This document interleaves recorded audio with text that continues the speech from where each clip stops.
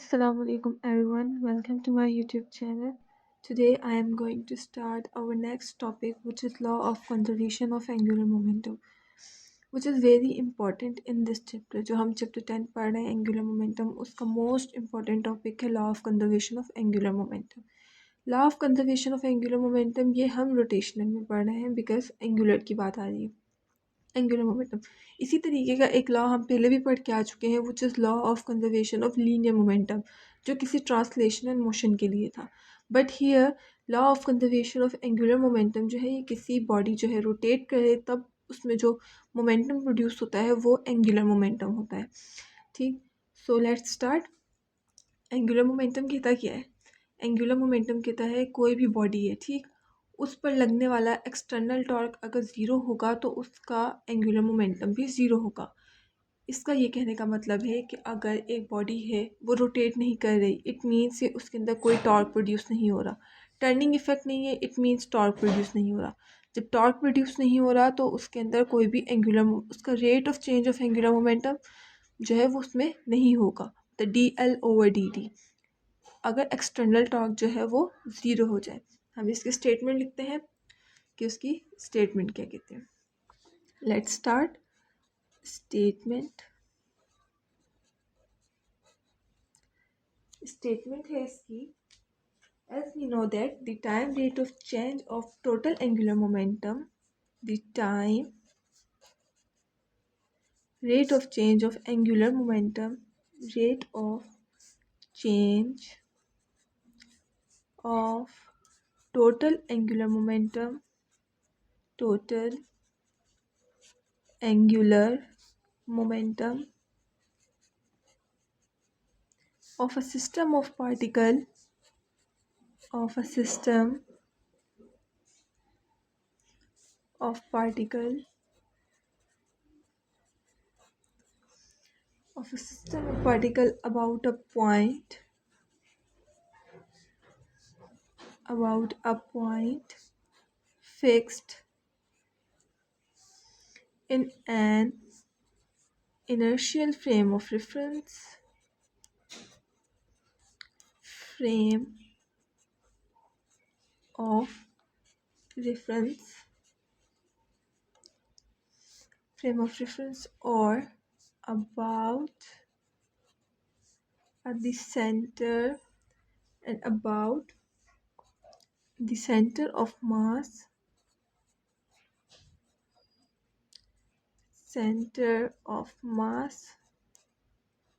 is equal to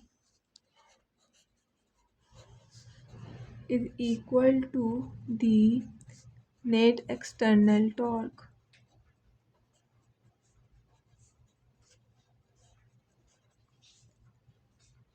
basically जो है ये इसकी अभी डेफिनेशन नहीं है कि law of conservation of angular momentum क्या कहता क्या है. हम पहले एक कंडीशन बना रहे हैं कि हमने एक डेरिवेशन ड्रॉ की थी, अगर आपको याद हो. ड्रॉ नहीं, बेसिकली एक ड्राइव की थी हमने, एक फार्मूला हमने रिलेशन फाइंड किया था टॉर्क के बीच में और एंगुलर मोमेंटम के बीच में. सो वो क्या था कि summation torque external is equals to rate of change of angular momentum. So ये क्या कह रहा है कि समेशन टॉर्क एक्सटर्नल, मैं पहले भी पिछली प्रीवियस वीडियोस में बता के आ चुकी हूँ कि एक्सटर्नल टॉर्क ही जो है वो हमेशा टॉर्क को एंगुलर मोमेंटम प्रोड्यूस करता है, कभी भी इंटरनल टॉर्क नहीं करवाता. वो हमने डिटेल में पढ़ा था. So torque external is equals to dl/dt. सिर्फ अभी एक कंडीशन बन रही है. अब law of conservation of angular momentum क्या कहता है? Law of conservation angular momentum कहता है कि अगर इस पर ये जो टॉर्क एक्सटर्नल है, अगर ये ज़ीरो हो जाए तो हमारा एंगुलर मोमेंटम जो है वो कंजर्व्ड हो जाएगा. इट मीन्स कि एंगुलर मोमेंटम जो है वो कांस्टेंट रहेगा, ज़ीरो रहेगा. ठीक है, law of conservation of angular momentum ये कहता है.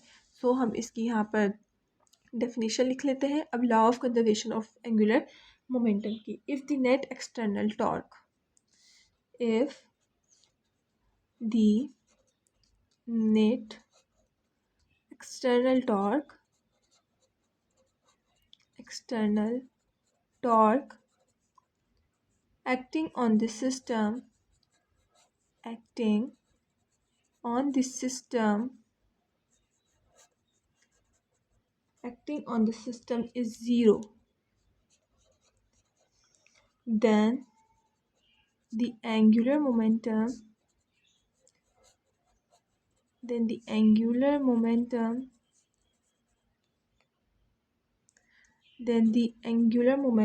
of the system does not change with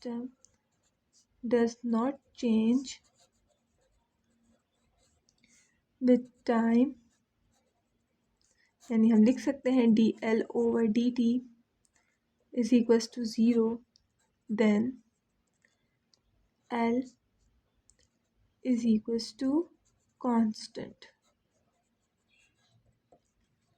अब क्या कह रहा है कि अगर नेट एक्सटर्नल टॉर्क जो सिस्टम पे एक्ट कर रहा है अगर वो ज़ीरो हो जाए, इट मीन्स इसकी बात कर रहा है, अगर ये ज़ीरो हो जाए तो जो हमारा एंगुलर मोमेंटम का rate of change of angular momentum, then the angular momentum of system does not change, it means जब वो चेंज नहीं होगा इट मीन वो zero, dl/dt is equals to zero, then L हमारे पास क्या हो जाएगा, कांस्टेंट.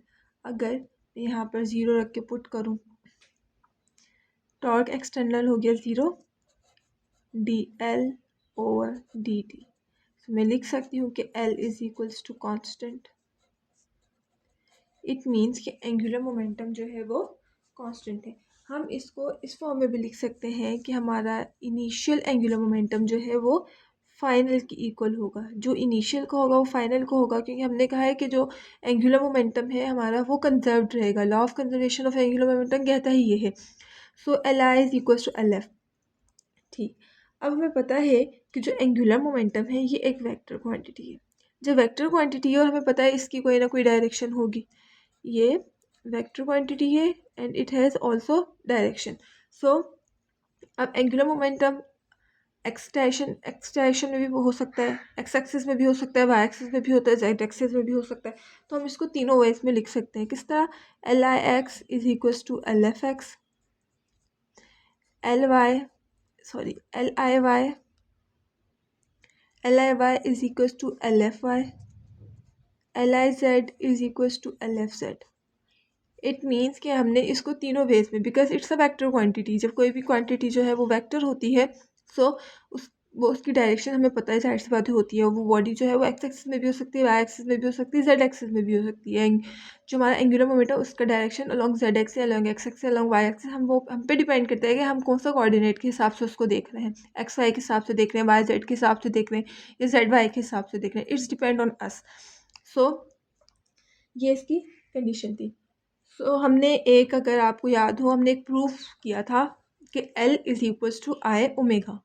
ये फार्मूला हमने प्रूफ किया था, किन के बीच में था, ये बेसिकली एंगुलर मोमेंटम और एंगुलर वेलोसिटी के बीच में हमने एक रिलेशन फाइंड किया था, which is L is equals to I omega.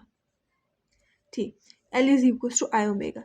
So मैं इसको इस तरह, अगर हम इनिशियल और फाइनल देकर लिखें, ठीक है, बिकॉज ये एंगुलर मोमेंटम है. इसका कहने का मतलब है कि एंगुलर मोमेंटम जो है वो किस पे डिपेंड करता है. एक तो एंगुलर मोमेंटम जो है मोमेंट ऑफ इनर्शिया पे डिपेंड करता है, एंड अदर देन वो किस पे डिपेंड करता है, एंगुलर वेलोसिटी पे. सो अगर मैं इसको लिखना चाहूँ तो मैं इसको इस तरीके से लिख सकती हूँ कि अगर मैं एंगुलर मोमेंटम को जेड में लूँ, कि अलॉन्ग जेड एक्सिस हमारा एंगुलर मोमेंटम जो है वो प्रोड्यूस हो रहा है किसी बॉडी में. सो मैं लिख सकती हूँ Lz is equals to I omega. जब मैंने Lz is equals to I omega लिख दिया, so Liz is equals to I omega. Lz is equals to I omega हो गया. और अगर मैं इस हिसाब से देखा जाए से Liz is equals to Lfz, क्योंकि हम जेड एक्सिस के अराउंड अलॉन्ग बात करें, जिस तरह यहाँ पे मैंने बात की थी. Lz इज इक्वल्स टू, इस तरह जो है एंगुलर मोमेंटम किसी भी डायरेक्शन में प्रोड्यूस हो सकता है. एक और मेन इम्पॉर्टेंट बात यह है कि एंगुलर मोमेंटम जो है वो किसी भी सिंगल पार्टिकल के लिए का चेंज होता है. हमें पता है कोई भी सिंगल पार्टिकल है वो हर पॉइंट पे जो उसका एंगुलर मोमेंटम चेंज होगा, बट जो सिस्टम ऑफ पार्टिकल है उनके लिए उसका एंगुलर मोमेंटम जो है वो कंजर्व्ड रहेगा. हियर जिस तरह हमने पढ़ा था कि L जो है वो बराबर है आई ओमेगा के, और L वैसे भी आई ओमेगा. अगर हम इसको इनिशियल और फाइनल में करके लिखें, सो मैं लिख सकती हूँ I omega I is equals to IF omega F. It means initial final. इसके अंदर हमारे पास 4 क्वांटिटीज़ हैं, 1 2 3 4, और 4 की 4 क्वांटिटीज़ जो हैं वो हमारे पास है, और वो भी वेक्टर है। अगर बस एक इक्वेशन है कि L is equals to I omega, it means के अगर यहाँ पे लिखें कि L is equals to I omega, इसका मतलब है कि जो हमारा एंगुलर मोमेंटम है, एंगुलर मोमेंटम किस पे डिपेंड करता है, मोमेंट ऑफ इनर्शिया पे एंड एंगुलर वेलोसिटी पे। जितनी ज़्यादा एंगुलर वेलोसिटी उतना ज़्यादा एंगुलर मोमेंटम, जितने ज़्यादा मोमेंट ऑफ इनर्शिया उतना ज़्यादा एंगुलर मोमेंटम। ठीक, बिकॉज डायरेक्टली ये कम होगा, ये कम होगा, ये कम होगा, ये कम होगा। ठीक, सो हमें पता है कि मोमेंट ऑफ इनर्शिया क्या है।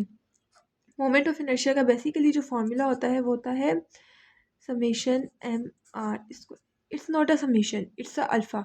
इधर इट मीन्स कि इधर कोई भी कांस्टेंट हो सकता है।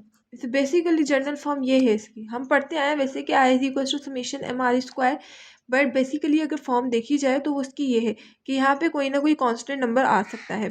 जिस तरह हमने मोमेंट ऑफ इनर्शिया फाइंड किए थे काफ़ी बॉडीज़ के, किसी का आया था 1/2 ml², तो यहाँ पे 1/12 ml², तो ये 1/12 था, ये क्या था, एज अ कांस्टेंट काम कर रहा था। तो यहाँ पर अल्फ़ा मीन से कोई भी यहाँ पे कांस्टेंट आ सकता है। हमने पढ़ा था रोटेशन इनर्शिया, रोटेशन इनर्शिया या मोमेंट ऑफ इनर्शिया वो किस पे डिपेंड करता है, मास डिस्ट्रीब्यूशन पे, कि मास किस तरह से डिस्ट्रीब्यूटेड है।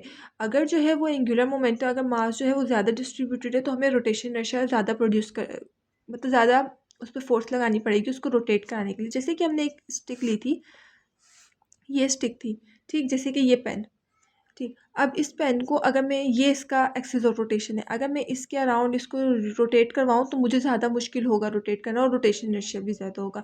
लेकिन अगर यही मास में इसको जो है वो किसी एज से मतलब रोटेट करवाऊँ, सो इसका जो है वो डिफरेंट होगा। सो इस तरीके से जो है वो इस पर डिपेंड करता है कि किस तरह मास जो है वो डिस्ट्रीब्यूटेड है।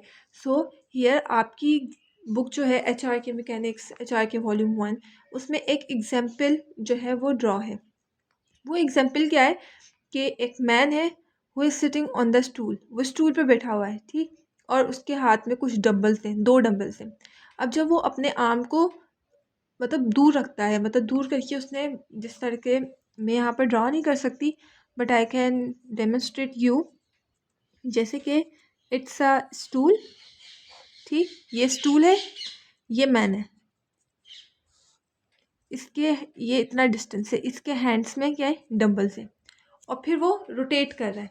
सो कम रोटेशन प्रोड्यूस हो रही है, उसको ज़्यादा फोर्स चाहिए रोटेट करने के लिए अराउंड दिस स्टूल, बट लेकिन वो अपनी आर्म्स को जैसे ही क्लोज लाता है उन डंबल समेत। अब ये डंबल्स हैं, अगर हम यहाँ पे एक नेक्स्ट कंडीशन बना लेते हैं, समझे, इट्स अ स्टूल। अब वो अपने आर्म्स को करीब ले आता है, तो डंबल्स करीब आ गई हैं। सो मोमेंट ऑफ इनर्शिया जो उसका, तो वो इजीली रोटेट करेगा, मतलब जल्दी रोटेट करेगा। सो ये इक्वेशन जो है वो most, and this example is most, मतलब आपकी बुक में जो है वो इस एग्जांपल के अगर आप एक्सप्लेन करें तो ये एग्जांपल जो है वो बहुत अच्छी एग्जांपल है law of conservation of angular momentum के हिसाब से। सो आई होप कि आपको ये लेक्चर समझ आया होगा, और अगर आपको ये लेक्चर समझ आया है सो प्लीज़ लाइक कीजिएगा and don't forget to press the bell icon. Thank you so much.